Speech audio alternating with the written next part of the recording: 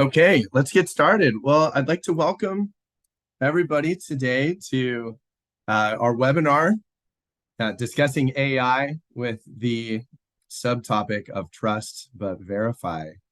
Um, First thing I'll do is introduce our panel today. So I'll start with Madison. Madison is our on-staff attorney here at TypeLaw, also has a very prestigious background as an adjunct professor and academic program coordinator at UC Law SF, formerly Hastings. And she also participates in the legal research and writing department, making her quite an expert in briefs. So Madison, thank you for joining us today. Yeah, thank you for having me, and thank you everybody for also joining us. I'm excited to talk about AI and the intersection of the legal world and how that's impacting the legal education as well. Yeah, we've got a fantastic topic today. And also with us is Chris Strala. So Chris Strala is the founder of TypeLaw, 10 years now under his belt running this company, and also a 2023 Fast Case 50 award winner. He was recognized for the innovation that he's doing in the field. So I'm really happy to talk to both of you. Chris, you want to say hello? Hi, again, thanks for taking some time today to learn a little bit more about how AI impacts specifically the briefing process, but we're going to cover a lot of topics that litigators especially will be happy to understand about how AI is sort of touching our profession. And just by way of introduction, I am a lawyer as well. I practiced for about 4 years here in the Bay Area. I'm in San Francisco right now. And TypeLaw and this company came out of kind of my practice and the number of hours I was spending formatting legal briefs. And ultimately, AI sort of became the answer for that. And we're happy to kind of share a really practical example of how that works and how you can use it to leverage software to help you win a case. Awesome. Thanks to both of you. And I'm John. I'm happy to be the MC today. I'm not a lawyer, but I've worked in AI for almost 10 years. So it's really interesting to me to see how TypeLaw is using AI to make all of your lives easier.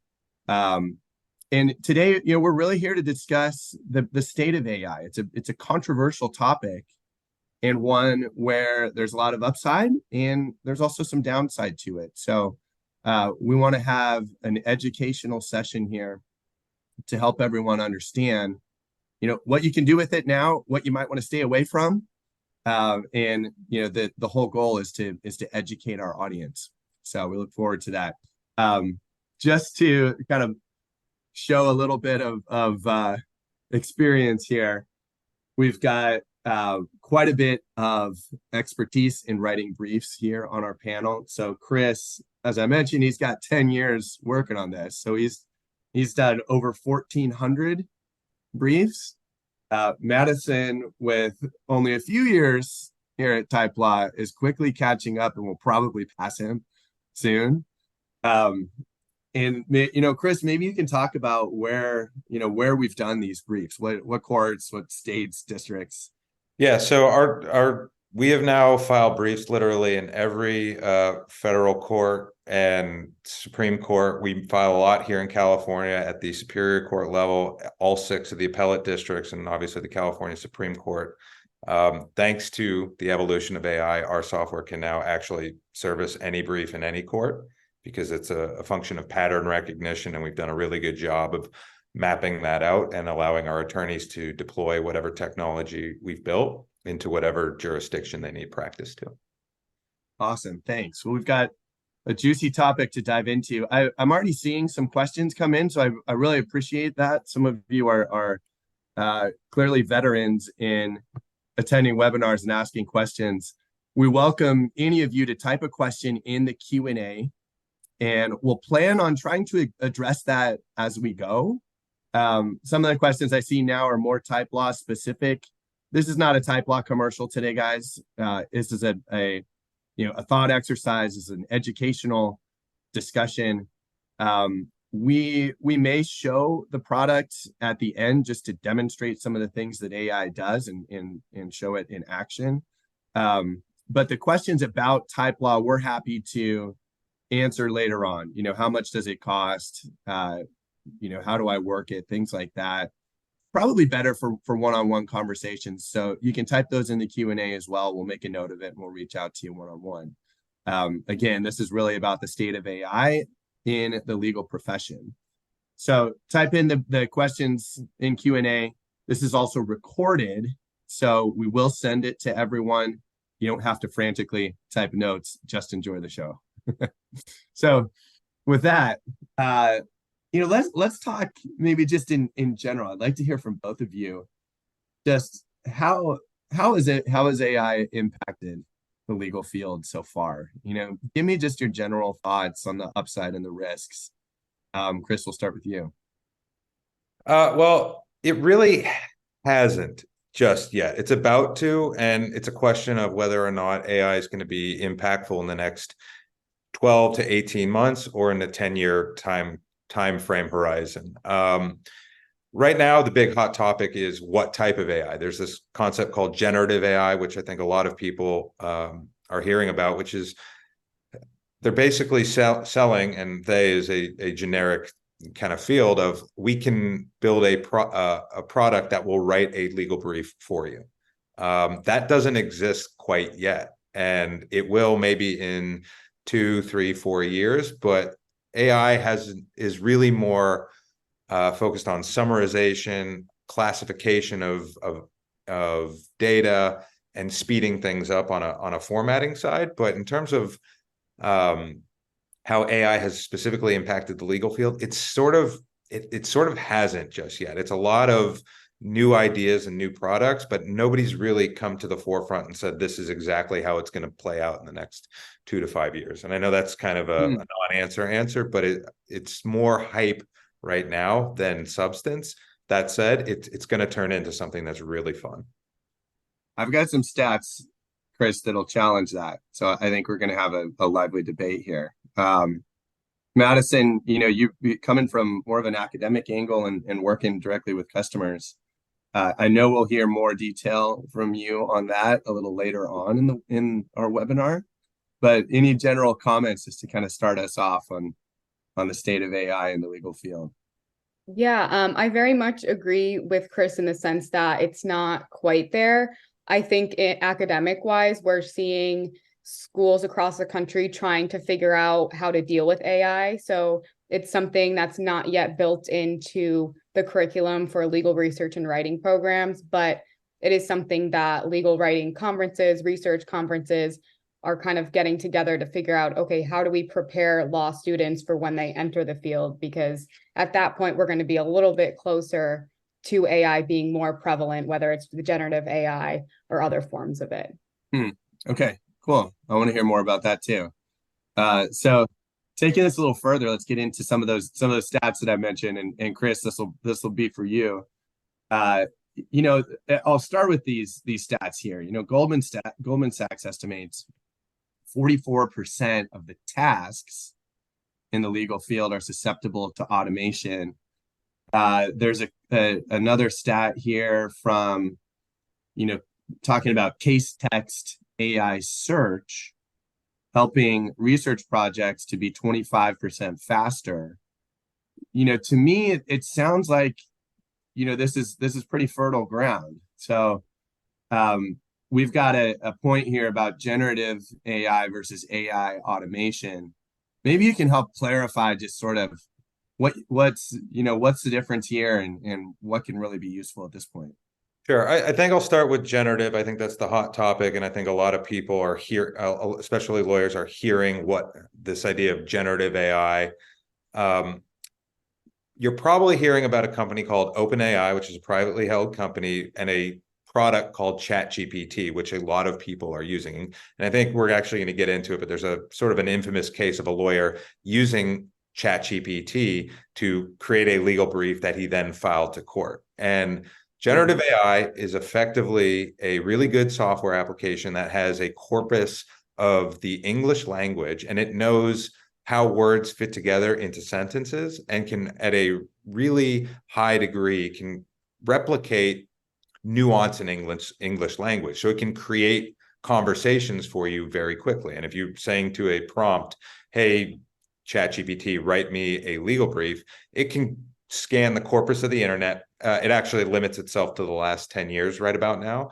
And it can build pattern recognition based on things that it thinks are legal briefs, and it can basically mimic what you or I would write as a shell, as a legal brief. It might cite cases, it might try to make arguments for you because it's able to very quickly read other briefs and use a mathematical model to simulate what an average brief might look like.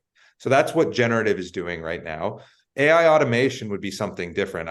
The quick example is what TypeLaw does. You submit TypeLaw a text of a legal brief, just the introduction through the conclusion. We can run non-generative AI on it, what's called natural language processing, and it can determine in your text whether you're citing a case, a statute, a constitution. It can then look at that case, statute, and constitution and determine if you cited it in the proper form for the Blue Book, if depending on which paragraph it's in, if it's a long citation, a short citation, an id or an ibid citation. It can do really repetitive tasks quickly and accurately. And so that's what AI automation is, and that's a little bit distinguished from generative AI, which is trying to develop something off of a language model and create text for you. Okay. So it sounds like, the generative is the AI actually coming up with new content and creating things. Yeah. But the automation is more just doing really boring stuff with a robot instead of, a bunch of time from a human. Yeah, if you think of it, and we're going to kind of limit this to the brief writing paradigm. So if you're writing a brief, you have to create a template, you have to understand the court rules, you have to understand the line height, the font size, and sort of all these technical details. Generative AI doesn't help with that. Automation AI does help with that. It can quickly set up your document. The next phase is you're going to research your cases, you have to read cases, you want to take what you've synthesized and put it into a document. Generative AI might be able to help with that in a few years, but right now it needs a lot of work and training to really come up with something articulate for the legal writing community. And then again, once you're done writing your brief, you do need to format it, sign it, file it, and serve it. These are all really repetitive tasks.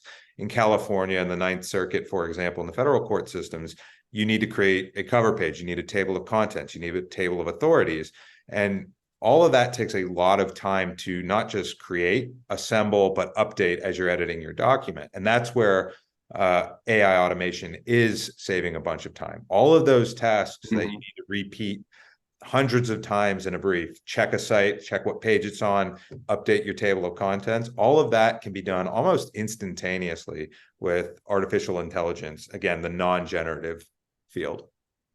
Yeah. And, I think that idea of training is a really important aspect from work that I've done in AI before TypeLaw. So is it that the training of how the robot or the AI needs to act is more clear and more rules based with the type of stuff that you're saying that TypeLaw does, and generative, it's just there's too much to train and too much room for error, or is it more than that? Right now, it's not that there's too much to train and there's too much room for error.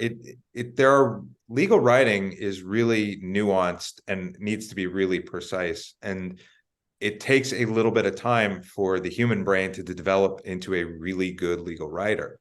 And it's just the same issue with teaching a computer to write as a lawyer would. You sort of have to teach legal concepts, you have to teach legal reasoning, and it sounds like that's sort of far-fetched, but that's sort of what we probably will be doing in the computer science world over the next 10 years, is taking these large language models and actually making them a little smaller and a little more context specific. So while OpenAI and ChatGPT can create kind of content, it's really not nuanced for legal writing. And so some company's going to have to come in, and it might be ours, and take a corpus of legal briefs and really study that taxonomy and create a specific system for generating legal briefs. The issue I have right now in terms of, I'll relate this to the Goldman Sachs point, about 44% of tasks can be susceptible to automation. Okay, You can automate the process of writing a brief, but does it actually save you time, or does it get you to the argument faster?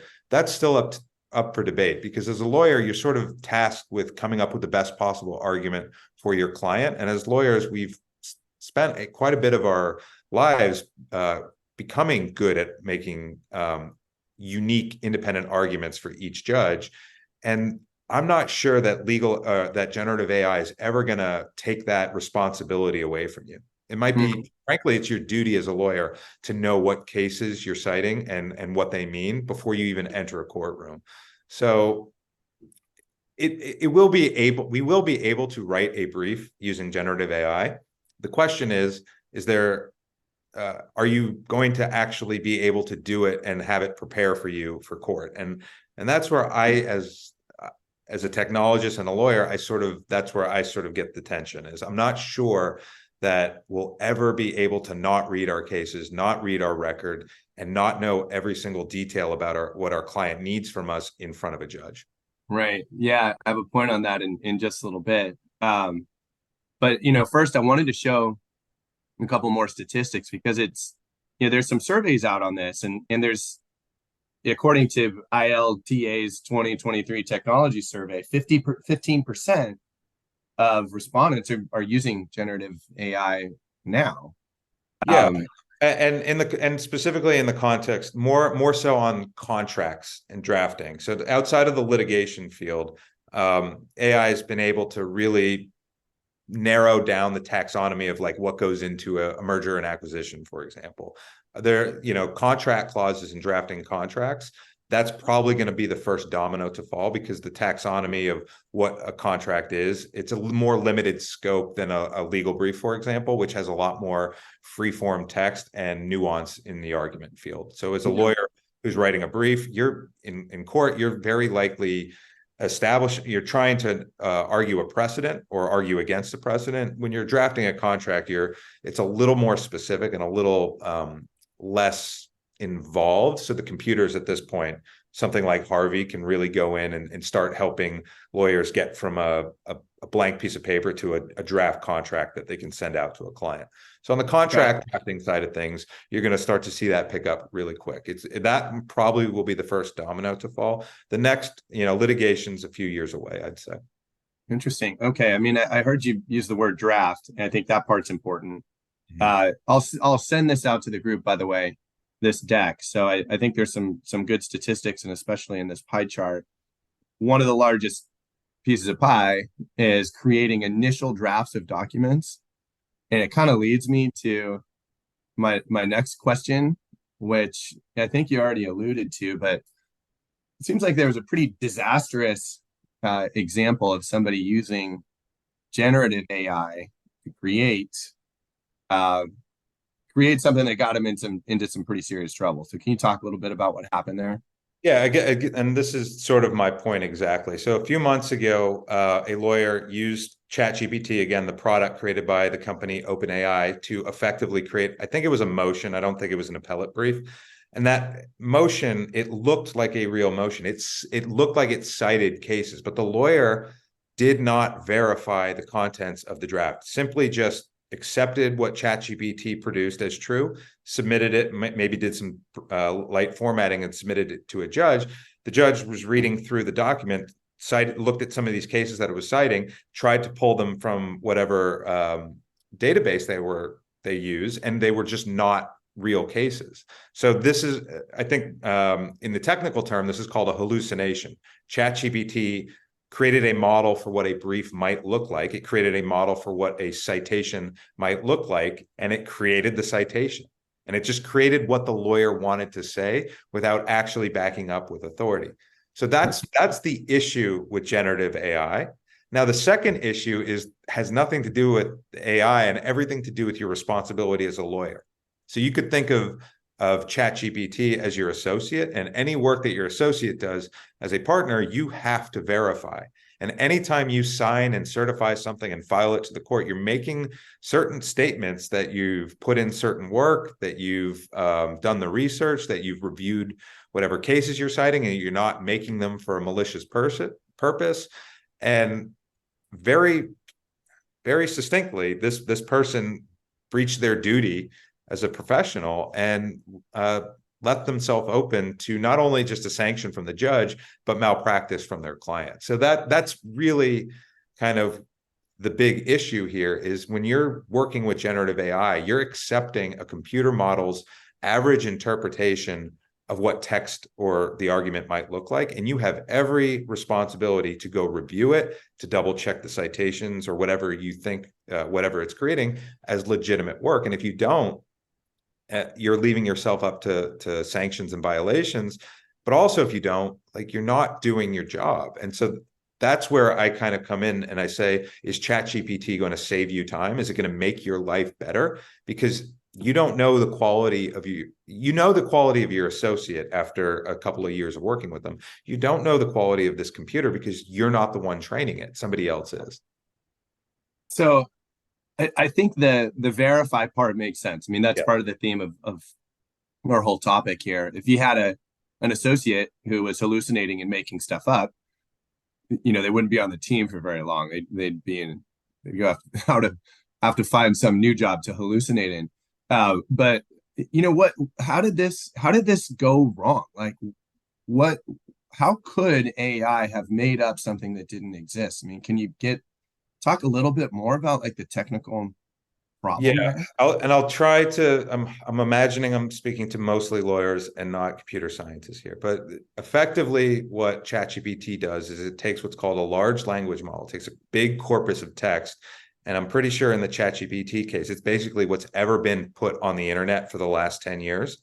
And it does a really good mathematical analysis of what words go before and after words. So it just basically knows how to create sentences that make sense.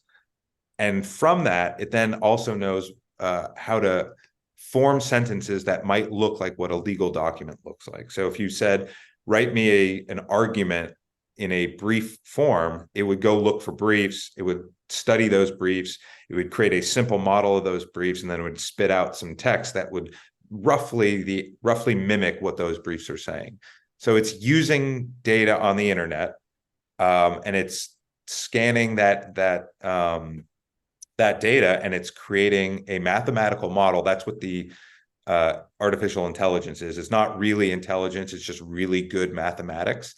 And it's understanding the mathematical nodes of what the English language looks like. And in this case, what legal writing looks like. And so it's done a pretty good job of mimicking it based on what's been written before, but it's not actually intelligent by any means.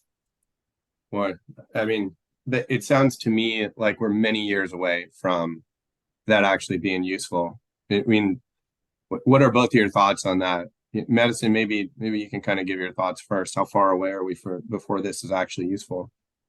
Yeah, I would say I feel like it's more in the 5 to 10 year range. Again, there's a lot of nuances with legal analysis that you kind of have to build up and build that database. And so I imagine that it's just not something that's going to be able to be put forth tomorrow and automatically work. It's going to be something that needs to be kind of developed as the years go on. And maybe in 5 to 10 years, there's that big enough database that can then, push these cases forward, and generative AI may become more useful, but you still fall back on you still need to know your case and the record and the law behind it. So with the writing and drafting and research process, it's also an opportunity for lawyers to learn the law, understand the law at a more granular level. And so I don't think that aspect of it can really ever go away. You still have to read all the cases and review that stuff to then be able to go represent your client adequately in court. Yeah. Chris, you look like you kind of agree with that time frame. You see it shorter and longer? Yeah, and specifically for generative AI, and even specific for generative AI for litigators writing appellate briefs or motions for summary judgment, it's probably going to be a few years before I would rely on something to create an argument for me.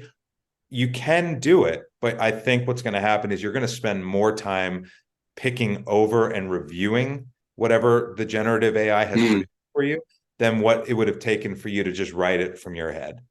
Interesting. That right now, that's my general feeling right now, and that will change. But right now, it's it's at its very nascent stages, and it's really it's really for early adopters who want to spend the time kind of playing around with the toy. But in terms of saving you time and writing you a better argument, I don't know if it's going to do that for you right now in the very specific brief writing context. Not to be pessimistic, I think it's further off than that. I mean, to me, this sounds like the discussions about self-driving cars that were happening in the 70s and 80s, right around the corner. We just got to figure some stuff out. But once you run over a kid, it sets the whole thing back, by a decade or more. So, now there's I see him drive down my block right out this window, with no driver. It's happening, but there's still just a lot of risk to it. And it took a lot longer to get to this point than anybody ever expected. So we'll see. I'll bet a beer on it that it's going to take more than 10 years. Well, let's go a little further. Now I want to focus more on Madison's thoughts. So we've kind of talked about a lot of risk and downside so far. Madison, you get to be our savior here and talk about, how it can actually be useful. Just start us off with a little bit of what are the trends within academics that you're observing, and tell us more about, what you're talking about in the classroom. Yeah, so I would say this year, specifically this academic year, also to take a step back, I've been with UC Law SF for 3 academic years now. So I've been involved with developing the legal research and writing curriculum, and now I'm also teaching first years legal research and writing. So very much at the ground level of what the law students are learning, and then the discourse that's going on amongst law schools across the country. And so it definitely, last year, not many people were talking about it. There's been a spike in discussion this year. And so, as I briefly alluded to earlier, schools are kind of trying to figure out what to do. I think schools at their core are recognizing that AI is something that could be incorporated in practice in the future, so whether it's AI automation or generative AI. And so UC Law SF, for instance, is taking the stance of, okay, we need to make sure that the students are aware of these tools, but that they're not using them to develop their skills. So most schools are very much on the same page about, okay, students are going to law school for a reason. They need to learn the basic legal research and writing skills. These AI tools cannot supplement those core skills. And so it's more kind of providing awareness to the students and also bringing them back and saying, okay, these tools exist, but you really need to focus on developing your skills, because that's the groundwork for all attorneys is legal research and writing. And so we don't want them generating something automatically. We want them to think about it and learn the process themselves before they enter the field of law. And so, maybe it's that generative AI or AI automation can help expedite their brief writing or formatting process, but they still need to have that underlying knowledge. So we're, again, very much in the vein of awareness, but don't use it to write your memos for class. Yeah, awesome. So then I think this bullet point kind of gives away the your thoughts on generative AI, but we say stay away. What do you mean by that? Yeah, so there was a large worry in the beginning of the school year of, okay, we assign memos to students to write and briefs to students to write. Yeah. And there was concern that students were going to surpass the research and writing process as a whole and just submit the fact pattern through something like ChatGPT. And so, in the classroom, so we're not actually really seeing that happen, at least at UC Law SF. And again, the goal to stay away from it in that sense is we really do want them to hone these legal research and writing skills.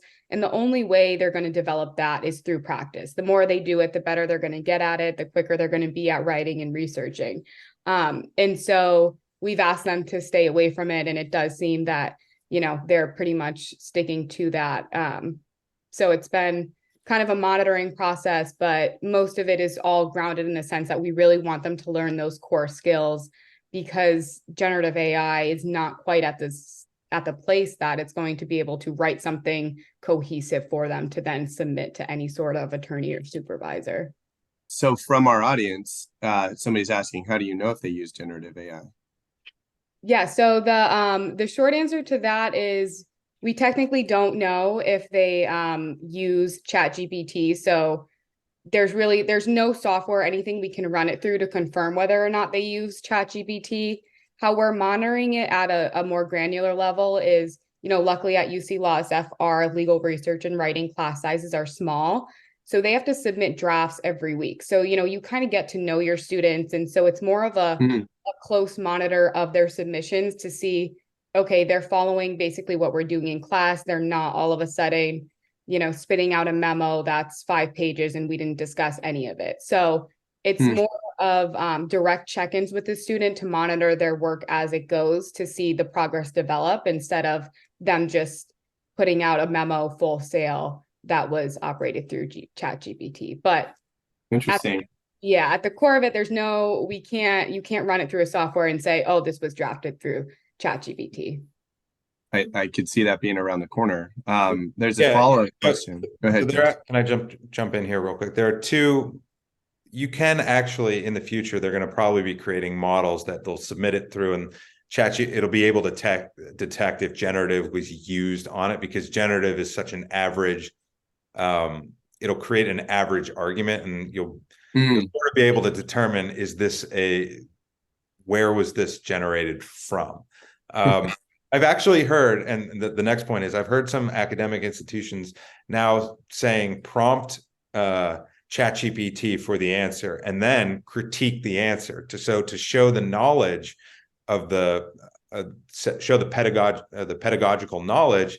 You would say distinguish what's real and what's not real from this ChatGPT prompt. And so that's one way you can test knowledge using it. I don't really imagine that's really contextual for a lawyer right now, but I imagine in the future you might see judges saying you can't use this stuff and you have to submit it through sort of a clearinghouse that'll sort of detect kind of who's written what and when it was written.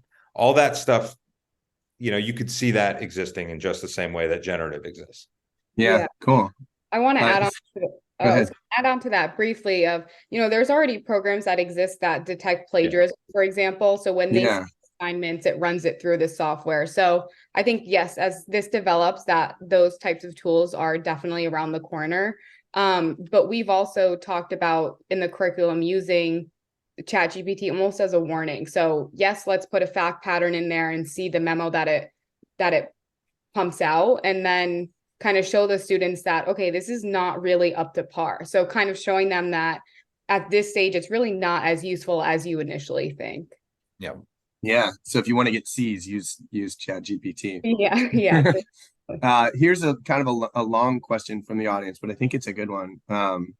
When lawyers are able to reliably use generative AI to draft briefs, they'll presumably be able to take on more cases. Will this have a dramatic economic result in terms of how many lawyers are needed to address the demand, less law students in the future, or the end of law schools?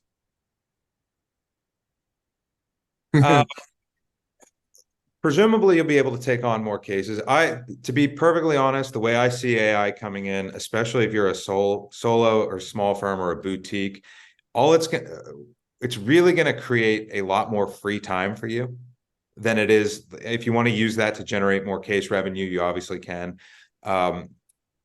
It'll probably just make practice that much more enjoyable. I've sat with a few CEOs and founders of other legal tech companies, and I think that's our general consensus, is that it's really hard to maintain a legal practice right now. There's a lot of bureaucracy and administration and red tape, and ultimately you're trying to just cut it down to, can I spend time thinking about my case?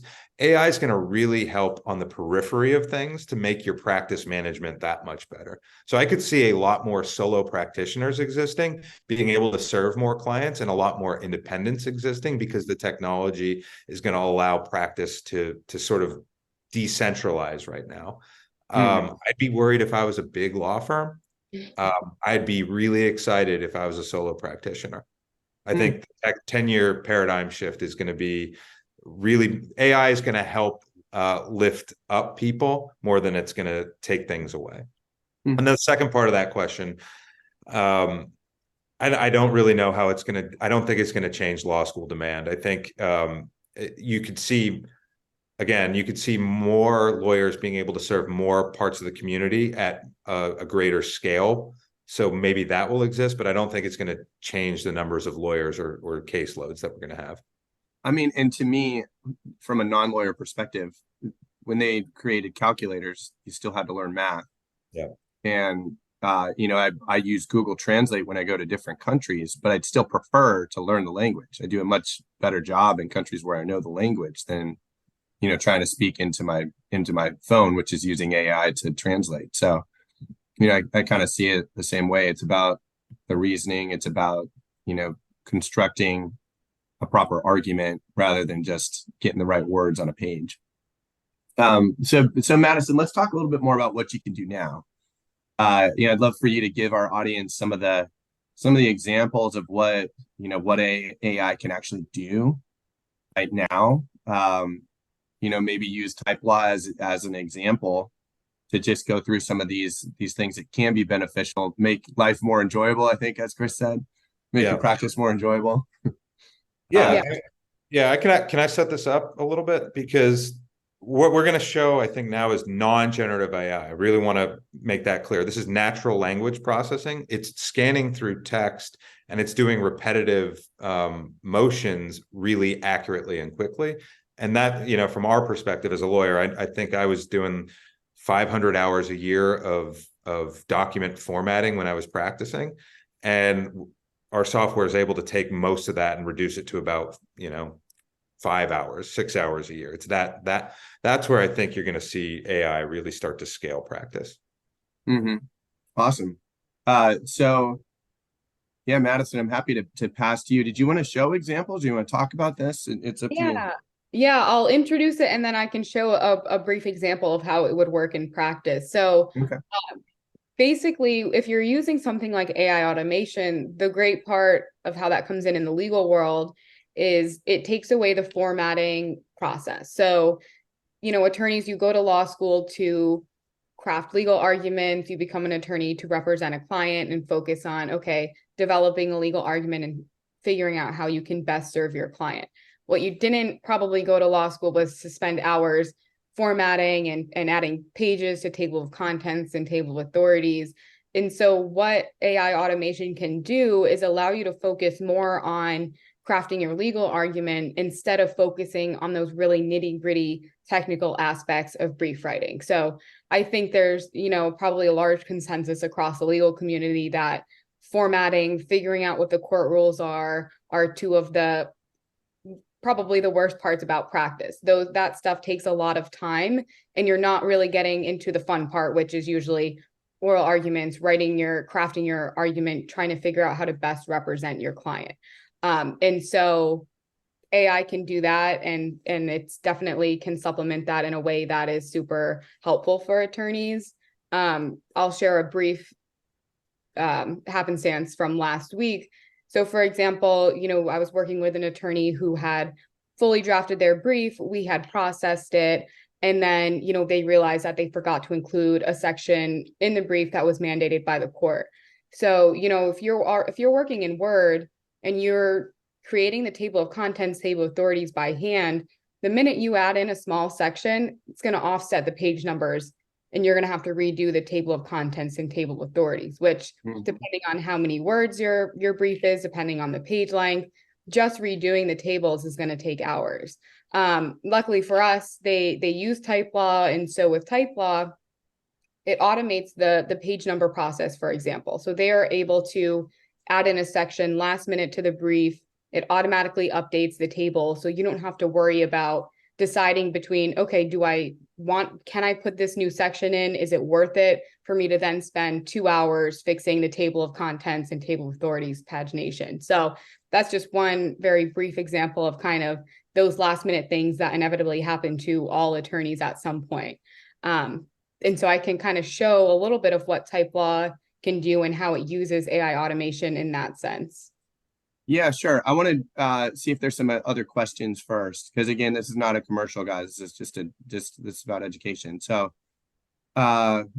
We have a few TypeLaw questions about costs. Can my paralegal use it? Yes. Does TypeLaw follow Blue Book or state style guides or Yeah, both? that's actually a really good question. So the question is, does TypeLaw follow only Blue Book or state style guides? So the AI automation, what we're saying, what our AI does is it reads through your text and it determines, is this a citation? Is this citation correctly formatted? And so it knows, are you writing in a federal market where you'd want to follow the Blue Book, or in California or Texas or Florida, wherever maybe a state court that has its own citation method system.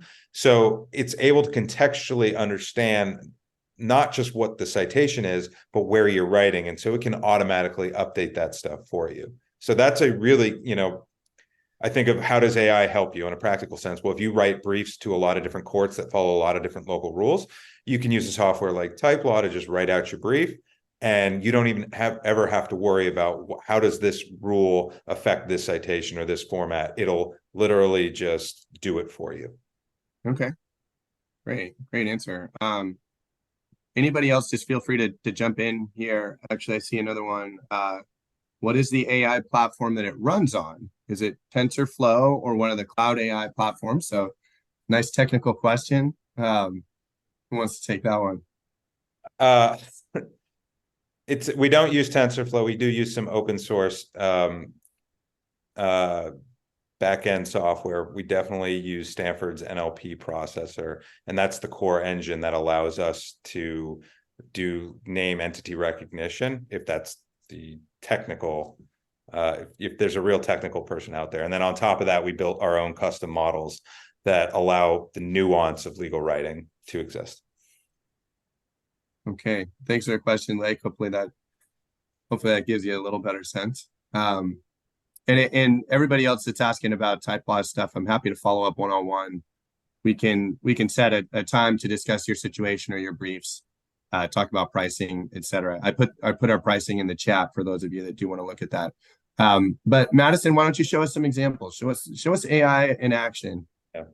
Okay. All right, I'm going to take over the screen share here.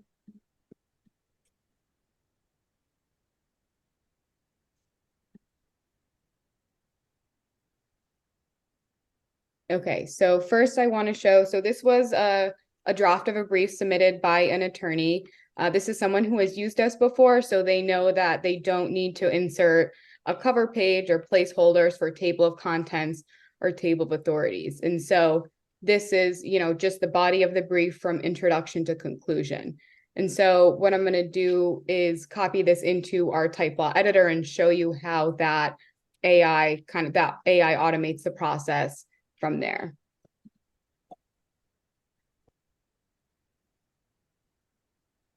I think I'm going to have to share a different window for this. Okay, so now you're seeing the TypeLaw editor. I've just copied the text from the Word document and I'm going to paste it into our editor. And so what it's doing right now is it's running through the brief and it's identifying headings, block quotes, and lists. So it's smart enough to recognize, for example, if we go down to the argument section, that this is a main section heading, this is a heading 2, this is a heading 3. And so it's able to parcel those out into the headings that you intended them to be when you were drafting the brief in Word. And so from here, what we can then do is we can tag the citation so that now they're automatically hyperlinked and then uploaded to the table of authorities. And so with a click of a button, what it's doing now is it's running through the brief, it's identifying citations, it's adding them to the table of authorities. And so if you go down back to that argument section, you can see that, for instance, here it recognized that this is a citation to the California Code of Civil Procedure. This is a case citation.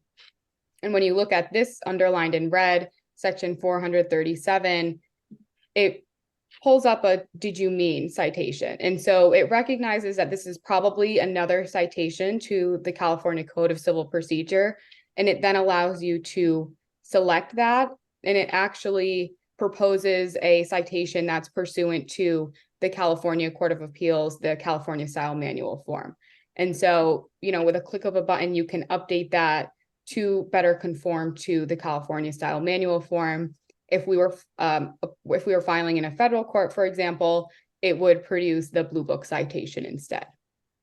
And so from there, if we download the PDF, now what it's doing is it is applying all the proper formatting. So line height, font, margins, it's going to produce that into a final PDF. You can see that it has built the cover page, table of contents. And if we go down one more page, it has also produced the table of authorities. And during this process, it has automatically hyperlinked all of those citations that were in the brief as well. So Madison, let me jump in because we have a question from the audience. My Word template automatically updates pagination and the table of contents, the table of authorities with just a click or two. What's the advantage of using AI? And I imagine a lot of our audience has Word templates like this. So maybe you can highlight sort of the things that it's doing beyond a Word template. Yeah, I would say two answers to that. One, so in addition to building the table of authorities and table of contents, TypeLaw is also building those individual components as well. So the cover page, the certificate of compliance, certificate of service, proof of service, you don't need to generate those on your end. It'll automatically put those in as well. So not only are you getting the table of contents and table of authorities, but you're getting all of the other components that are required by the rules of court as well. And I would also say the advantage of using AI is how much better the scanning and the creation of the citations is. With Word, that table of authorities feature is somewhat sticky. It's a little cumbersome and it's not always accurate. AI improves the speed of accuracy. And it does little details like you probably won't be able to tell, but in this case, if you look at the cases, the abbreviations of the case names, for example, Crocker National Bank, those are all really nuanced Blue Book rules, and all those details come into play if you really want to create a finely tuned document, if you really want to cite cases to proper format, if you want to abbreviate case names and do everything exactly as right, it's going to take a long time. Word is not going to catch that because it's just not legal specific. So that in terms of how the difference between AI that we use and what happens in Word and those table generation features, it just works at a degree that's faster, better, and can update in live in real time. So if you go back to the editor, Madison, you can, I think you did show, but like if you create a paragraph break in between cases, it will automatically alert the attorney that something is wrong and it needs to be updated. And so that's the difference here, is that you can edit in real time and you don't have to wait around for that, do that secondary and tertiary check that the Word document does. And that's just the AI version of it. TypeLaw does a ton of other things outside of AI in terms of process automation flow, the ability to generate those tables quickly, the ability to export to PDF quickly, our knowledge base of the local rules. All of that stuff isn't really AI. It's just a really good software program. But down and dirty, the idea is we want lawyers to be able to edit and nitpick at their arguments. We work with a lot of customers that care really a significant amount about real specific nuance in their brief writing, and they want to put a case to a piece of fact in front of a judge. They want to hyperlink it. They want to have all of those details put into their case, and that's stuff that Word just can't do reliable right now. You might be able to work with it. It just takes so much more time. Can you talk a little more about, Madison, maybe to you, can you talk a little bit more about hyperlinks? Yeah. Are those required? What's the whole purpose of it? Yeah. So at this point in time, courts, whether it be federal or state courts, are not yet requiring hyperlinks to be included. But what we are seeing are courts are releasing statements, articles saying that they do prefer them. Hyperlinks are great in the sense that it allows courts, judges, law clerks to be able to basically verify what you're citing to with a click of a button. It makes their job a lot easier. And in turn, a happy judge, a happy lawyer, I think you could say, it just makes the whole process very easy. And so even just for example, for instance, they cited Civil Code section 1946.2. it automatically links that. So it brings it right to that section code. And so again, while they're not requiring them, I think there is a push that it's very well, they could be required in the future just because of the ease of them, because we're seeing more of a shift to electronic brief writing in general. You know, judges aren't printing out briefs at this point really and reviewing them in print. A lot of them are reviewing them on computers, on iPads. And so that electronic aspect is really an advantage that attorneys can use to verify what they're citing and kind of increase their credibility with the courts. Yeah, it's not required, but it's certainly permissive. And as Madison was mentioning, it's sort of being preference because we've polled a lot of judges in the Ninth Circuit here and in the state courts here, and they are literally telling us they read these things on iPads at home at night. They read them on their computers, and they're giving you an opportunity to point them to the exact case that you want and the exact piece of evidence. It's not just hyperlinking authorities. You can hyperlink your exhibits and host it so that you can say case A, point A, and you can match the judge and you can put that judge right to that exact page that you want them to do it in about 1 click and 1 second, as opposed to forcing them to look up in the record or pull their own citations. And from our perspective, they're just giving you an opportunity to provide an unfair competitive advantage for your client. They're letting you push the judge right to your argument. And we see that there's a lot of success in lawyers who take advantage of that. That's interesting. I spoke to someone earlier this week too, who mentioned that he will sometimes quote from the case, maybe a 3-page quote, and put that into his brief. And instead, if he can hyperlink it, that's cutting down on the length. Yeah. It's also helping to, it not dilute his argument. The amount of words that you use to get your point across is important. Just like in any writing. Brevity, concise writing, and then at the end of the day, just get your judge to the piece of paper that proves your point. And that's what hyperlinking does. And it's a pain right now if you're doing it in Word. We did build a product that makes it super simple and is part of the lawyer process. So TypeLaw writers, they want to put hyperlinks in, they want to cite to evidence quickly, and they want all the structures and inputs done kind of on the periphery for them. So that, again, if we're making this the point about what's working in AI and what's not working, our AI is not generating any sort of argument on your behalf, but it is formatting your argument into the proper form and taking the 20 hours of work and in a big motion and reducing it to nothing. And it's freeing you up to have total clarity of your argument, total freedom to put the judge in the right place at the right time. Another question from the audience: where do the cases link to? Yeah, so I can show an example of that, for instance. So we default to using case text. Case text is great because it doesn't have a paywall. So, if a judge is reviewing the brief, they don't need to sign into their Westlaw or Lexis account. We do sometimes, if it's a Westlaw or Lexis citation, we have the ability to hyperlink directly to that as well. But our default for cases is case text just because of the ease of use. Yeah, and again, we can do everything, but the idea is we're trying to think about what the judge is doing in that moment. They're reading your brief, and you don't want to put them into a paywall. You want to put them into something that can open up. And we found most of our authorities will go to the legislative page. So whatever the court, whatever the government's providing for us, I think if you click a civil code section, it'll probably just take you. Yeah. So the California legislative information, we try to do as much open source as possible. And where we can't, we'll link to Lexis or Westlaw. But right now we want to keep everything out there in public because it's really just about showing the judge that you know exactly what you're talking about. Great.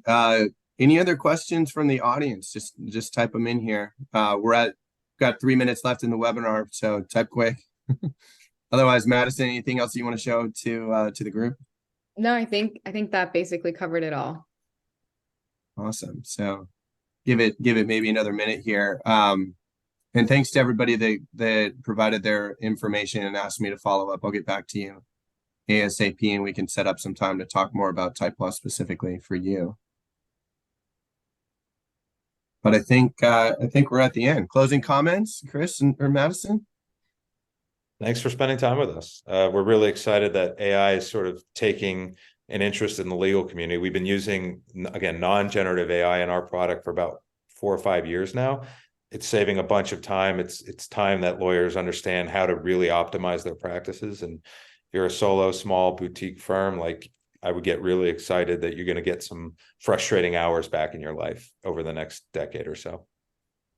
Awesome. It was a little sad early on talking about the state of generative, but thanks for providing hope to us at the end. All right, guys. Thanks to the entire audience for your time. I will send out this recording to you, plus the deck, and follow up with each of you who requested one-on-one conversations as well. Thanks, everybody, and hope to see you again soon. Thank you.